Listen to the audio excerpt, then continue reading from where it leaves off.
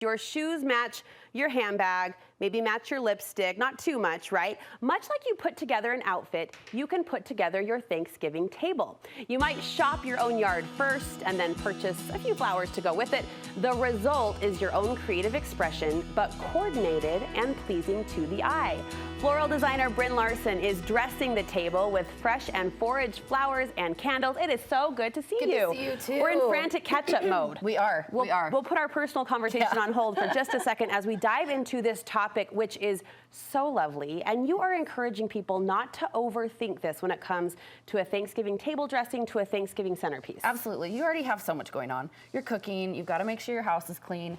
So let's simplify a little bit, and we'll just talk through a couple points that will help you be less overwhelmed, hopefully. We often say simple is stunning, and you're going to prove that point. First, though, give me your philosophy on that coordinated outfit. How does that idea apply to the Thanksgiving table? I think about it all the time with flowers. Let's think about it in layers. Let's do the biggest piece first, which is the flowers. Okay. Let's think about how you're serving your food. Are you doing family style? How much room do you have? So let's think about that part first. Okay. How big is your table? And then pick your color palette. So let's start there and then add in the little details. Do you have candles that you want to add a little warmth?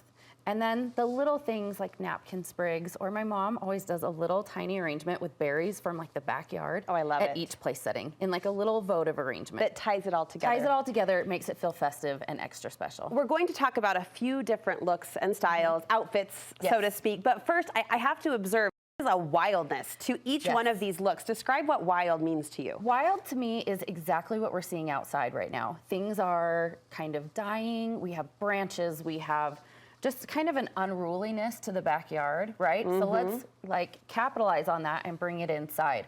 Not the manicured, perfect little arrangements that we've seen before. Let's get kind of crazy with it. And I think it's fun to do at home. It's so fun to look at. I walked in and was just stopped in my tracks. Each of these looks it's wild, it's foraged. It's totally wild and foraged. It speaks to kind of the natural organic movement. Okay, so you've sourced each one of these from different locations. Let's start with the centerpiece from the canyon. This one. Here she is. Here she is. We've got ferns. There's all these golden ferns in our canyons that are so beautiful. This one's a little more traditional colored. This, I was driving to my shop to put these together, and these were on the side of the road. That's dead. I just pulled it. They're totally dead. They're totally dead. Brynn, I'm here to tell you half of that is dead, and it's amazing. And I'm keeping some of it for my house at home, because these are amazing. Yeah. There's Japanese maple for my parents' house. One thing that I love, everyone has hydrangeas in their backyard right now that they're deadheading. So this is a deadhead hydrangea. It even got frozen, so it's a little bit brown. You can keep it brown, or you can pick up like a floral spray paint and spray it whatever color you want to put in your arrangement. Give it a hit. Burgundy, hit it green, maybe some gold. But they dry and they last for a really long time. Tell us where you sprayed this. Show us. So I sprayed, there's one back in here that I sprayed, that's burgundy, and one over to this side. Just a hint. It's burgundy, just a hint. And they dry, and they last a really long time. So you could make an arrangement of just the hydrangea from your backyard. So that floral spray paint might be something to buy now, just to have on hand, and then whatever is in the canyon or is in your backyard, you can adapt to your color scheme. Absolutely. There has to be the right amount of living with all of that dead material. I mean, I'm trying to think if I tried to create this, I don't know that it would look quite like this. So help me see the balance of where you place the living and why. Sure. So grab some things from your backyard, forage some things, and then go to your florist and get some focal flowers. Okay. So I have quicksand roses. I have some roughly carnations in there. Some dark scabiosa to just bring in a little bit of depth, and then rose hips. Bring in berries, leaves, textures. Rose hips are everywhere right now too. I see them at the dog park all the time. So, you know, carry your snips with you while you take your dog out. Keep your eye out. You've extended this look to the table setting, and there you have just a little touch on the napkin. A little rose hip on the napkin, a more traditional candlestick.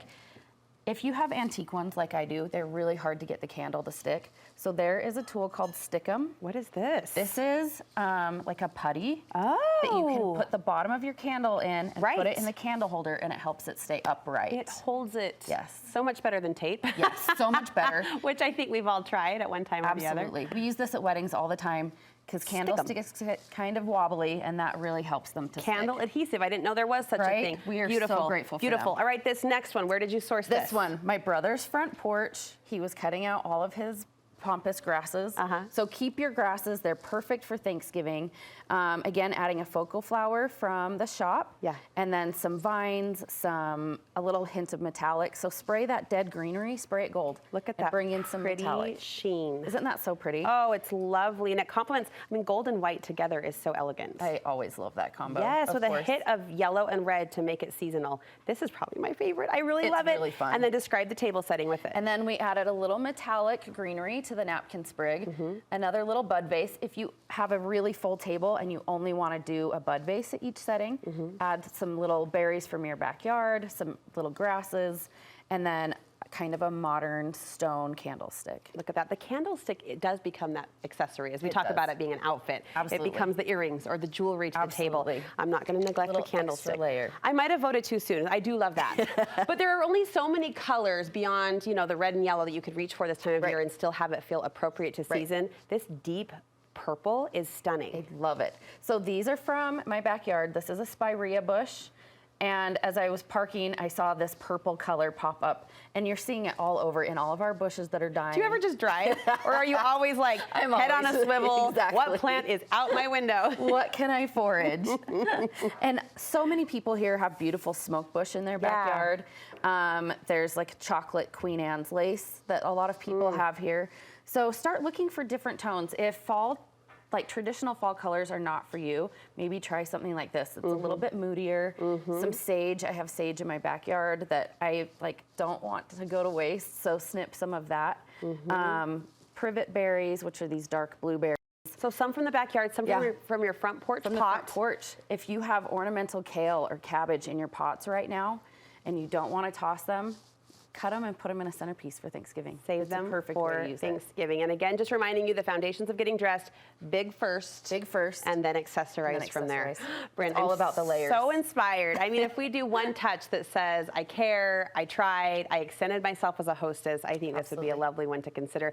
And you are finally catching your breath, I imagine, post-wedding season. I am. I might be able to be a real person here. Are you taking orders? We are, absolutely. We're taking Thanksgiving centerpiece orders and then Christmas wreaths and centerpieces and parties. Give us a call. How can we get in touch?